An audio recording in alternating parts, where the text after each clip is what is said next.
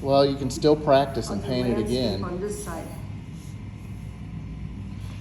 All right, so what I figured I would do is show you how to do a few landscape elements and then let you begin on your landscape, and then I'll do a complete painting while you're painting and you can look over. And plus it'll be recorded and you can look at it later if I hit the record button, which I have now done.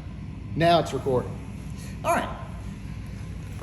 And this is a Nebraska scene, so that we would all find the joy and beauty that is the Nebraska landscape. So the first thing I thought I would do is a sky. Begin at the beginning. When we do landscapes, we usually work back to front. So normally the sky is the very first thing you paint because it goes infinitely into the background, and then our horizon line, and then these foreground elements will be the last thing. So different skies have different kinds of clouds. I'm going to pretend that we have a nice blue sky to work with today, and then maybe I'll do some of these little cloudy clouds later. So with our typical run-of-the-mill clouds, the white of the paper is going to be the white of the cloud. So you're painting the sky around the cloud, and what's left will be the cloud. The trick with this is to not worry about being too precise with things. These little skips and misses and so forth, that's going to be what makes it believable. The sky is usually darker at the top, and then as we get down closer to the horizon line, it gets lighter.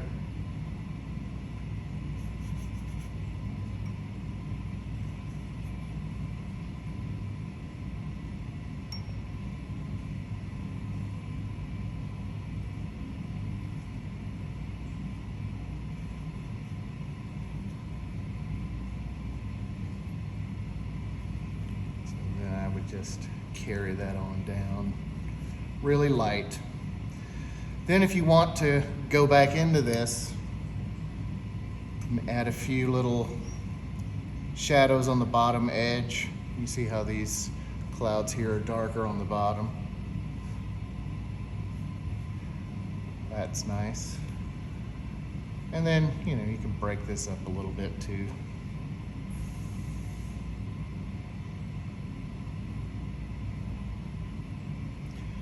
Or if we want to do a stormy day,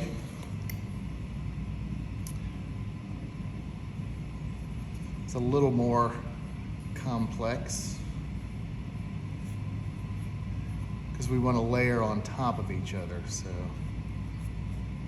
do something along these lines. It's really rough. I found it's a challenge to paint changes quite a lot as it dries. Yes, usually darker. And so if you don't like it when it's wet, it's not a matter of getting it to be perfect when it's wet. It's a matter of letting it dry, walk away from it, come back, and say, okay, now I know what to do with it. Right. Right on. And I'm a relatively impatient person by nature, and so it's like, oh, for God's sake. That's when you get the hairdryer out, and it's like, what the hell is it going to look like in a few minutes?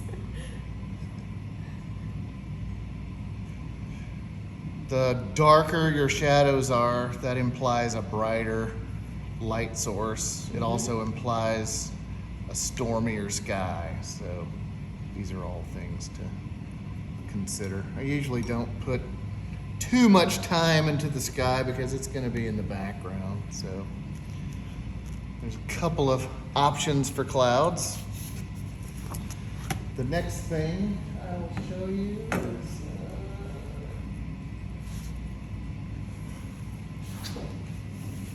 get a cold press sheet. I'll do one more little cloudy poo. This will be a much lighter, gentler sky. I've painted just with water and then I go back and just dab the color in.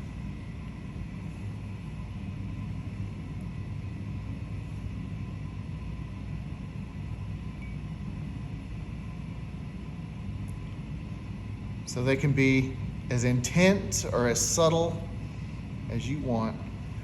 Just don't overwork them, and don't think of, you know, these little clouds. They're just rough-edged, amorphous blobs. Also, another thing you can do, and which I would advise you to do, is fool around with your sky colors. Don't be afraid to, throw a little brown up in there, just to sort of warm it up, relate it to other things. Claude Monet did this all the time. Look at his skies. They have all sorts of colors. There's greens, there's browns. I don't know, it's just a nice way to relate the top to the bottom. It implies different times of day too. If we're doing mountains, mountains are going to be lighter the farther away they are, and then as they get closer, they'll get darker.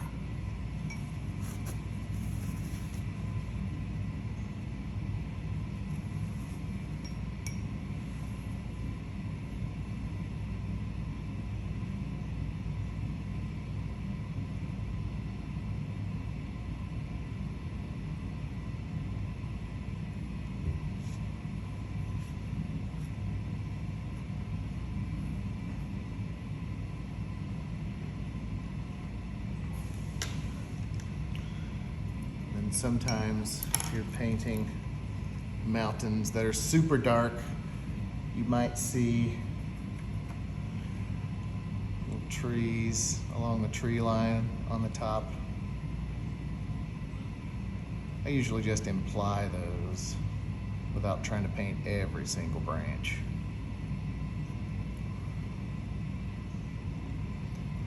Your brain will let you know what it is. Exactly. And I didn't do green either. I could do green. It really depends on what you see. This is all in my brain, so who knows what I see.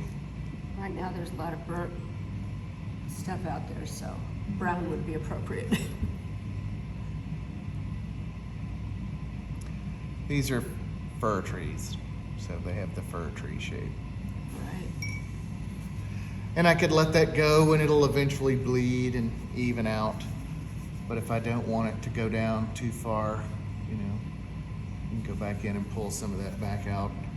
Oh, look, it's misty in parts now. You see, oh. All right, Trees 101. I'm in a tree groove in my oil painting right now, so I've been getting up close and personal with live oak trees. The biggest mistake people make when they paint trees is the trunk. They want to paint just a big blob and go from there. That actually looks too good. I gotta make it look worse. So there's the blob, and then the leaves go on top of the tree. There's my tree. Well, they don't really look like that. And the same is the case with tree limbs. They'll make tree limbs that go like this, and they don't taper. Tree limbs always taper, and the trunk tapers.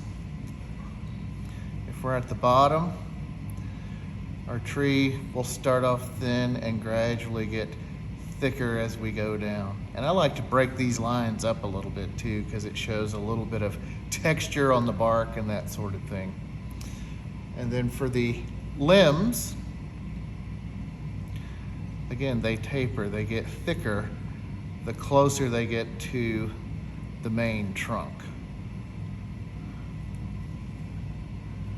I like to do too what I call the Ben Franklin technique when I do limbs. Ben Franklin was a very shaky signer when he signed the Declaration of Independence. So if you can kind of skip those lines around a little bit, they tend to look more natural than everything being, you know, here's my tree, and here are all my limbs, and they're just great, and don't they look awesome?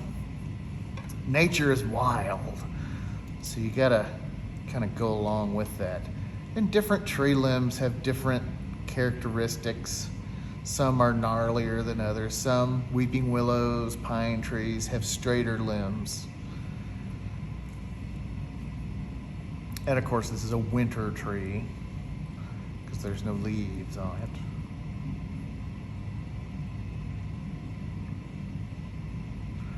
And I normally wouldn't invest this much time in a tree unless it's in the foreground and is a prominent element that we would notice. If I want to add foliage, there are a couple of ways I can do that. I can take my trunk and then I can paint the foliage on top of it. A risk you take when you do that is the limb shining through the foliage so it looks translucent, like big plastic film of leaves. So I like to paint it backwards. I like to paint the foliage and then go add the branches afterwards. You don't fill it in solid. Light always shines through tree limbs. Darker in spots, lighter in spots. I just spread it around, make it look uneven, natural, wild, and then I'll go add the limbs in. And again, it's going to depend on what kind of tree you have. That's way too tall, but I can fix that. And then I'll just kind of suggest a few little limbs in the middle of the tree. There's one there, one up there.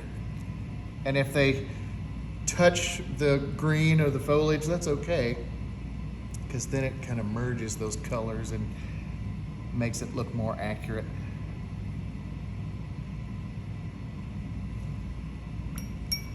And don't be afraid to get some super darks in there, especially on the inside, because those leaves go toward an interior and it won't get as much light on the interior, so the middle parts of the tree will usually be a lot darker.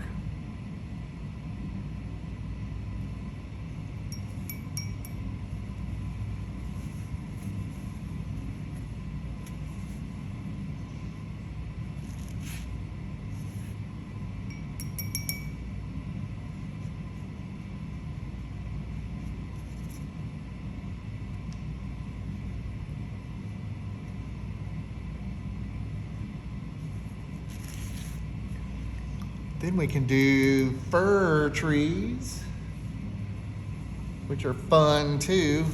I don't even worry about the trunks with fir trees. I'll just start at the top because that's going to be your thinnest part. And they just sort of fan out. Sometimes they make little rings of leaves that get bigger as you go down. It depends on the kind of tree.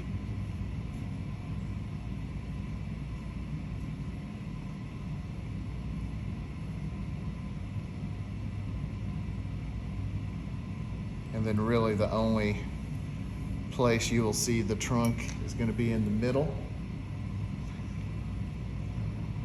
Go through that. Add my little trunk at the bottom. Maybe I'll add a few little limbs in there.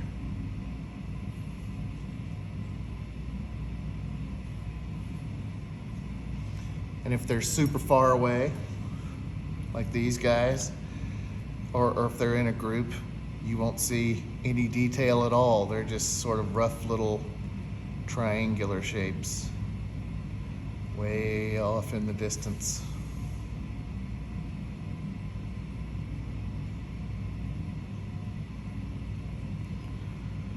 If you're doing like, well, we were talking about Colorado earlier, where you see these big vistas of trees, they usually have layers to them. So if you want to layer the trees on top of each other, the furthest layer would be lighter, and then they get darker as they get closer to you. This is still kind of wet, so I'll work here. So here's my next little row of trees, and they're a little darker than the row behind them.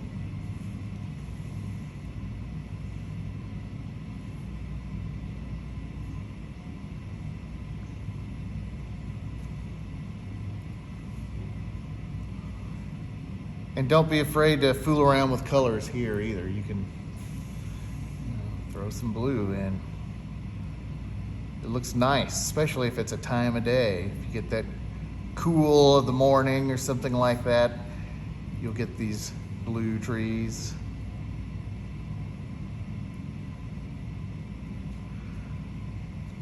You gotta think like the Impressionists would think. I just need to get the general sense of this, the general idea of trees. I don't have to go in and paint every leaf on every limb on every tree and just suggest it.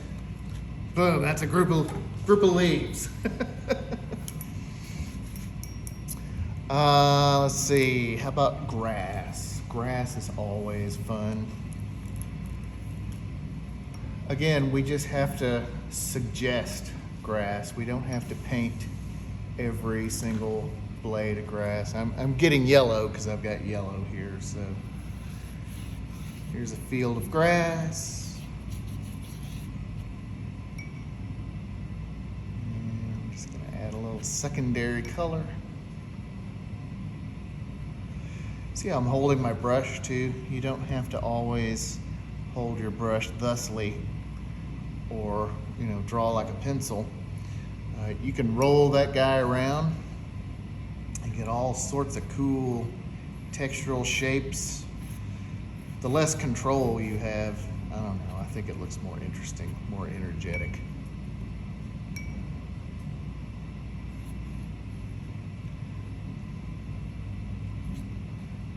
So this is a field of grass. Well, it doesn't look like a field of grass. Well, it will once I get to it. I'm just trying to show these little layers of grass that are in the foreground. Sometimes you'll see like, oh, there's a little burnt sienna in there. Oh, there's a little green. Well, put it in there if that's what you see. Put just little touches of green. Put a little touch of that burnt sienna if I ever get paint on my, there we go. Little bits, and you can let those kind of blend together, and then you'll use this as a foundation to build on top of to show your texture. And the texture, I usually use a flat brush to get grass, and you just kind of daub it around and imply these sort of vertical stalks of grass. Or you can get out your handy dandy fan brush, which does the same thing, but just a lot faster.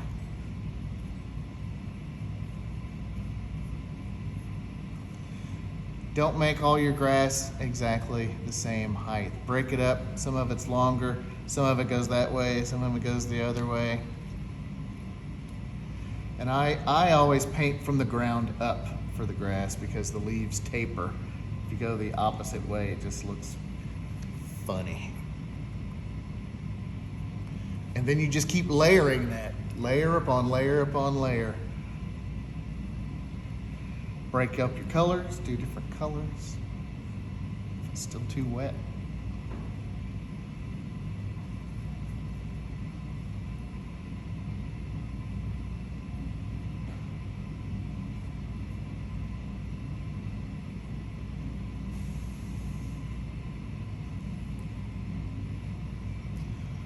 I will usually only do my flat brush if I need specific grass in a specific place because it gives me that kind of control. Put those exactly where I want. But if I've got a big area to fill, the fan brush will be the way to go. I think the last thing, oh, I'll do some water too. Water is interesting because it doesn't really have a shape and it doesn't really have a color. It reflects everything around it. So, if I'm doing a shoreline, it's gonna reflect what's in front of it or what's behind it. So here's my shoreline. The white is gonna be the water. I usually do the reflections slightly lighter so that they will, it'll look like it's on a different surface, like water.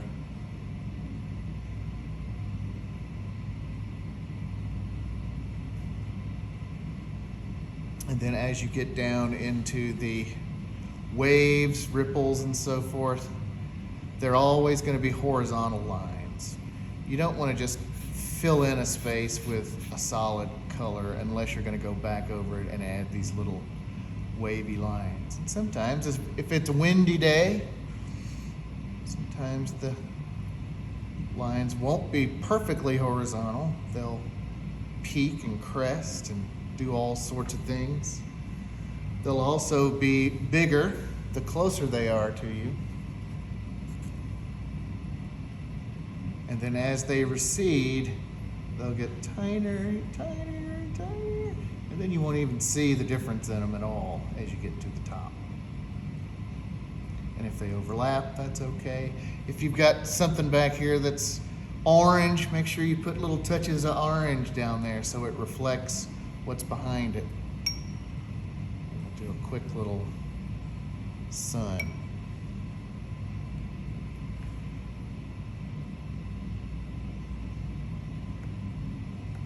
So see, now it's reflecting what's behind it and it looks like water. The only other thing I can think of, I'm just trying to give you general rules for general landscape elements, are rocks.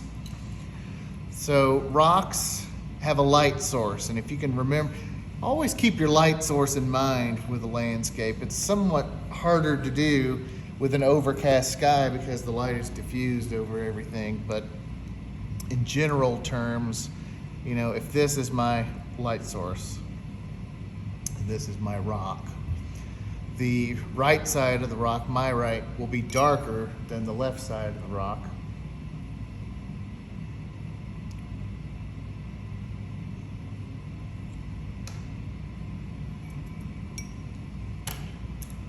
In this case, I'm going to paint the area around the rock to make the other side of the rock. So there's the sky.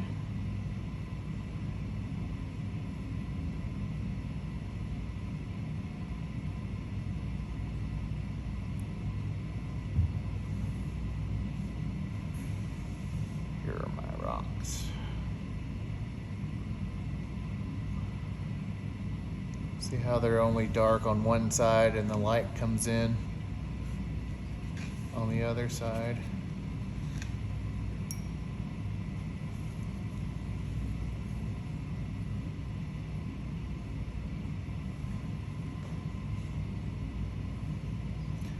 The negative space that you paint is just as important as the positive space.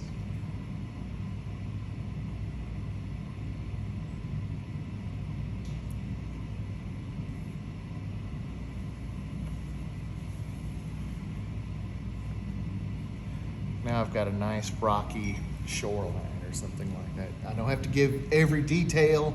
I just need to imply the texture of the thing. So there you go. Landscape elements. Pow!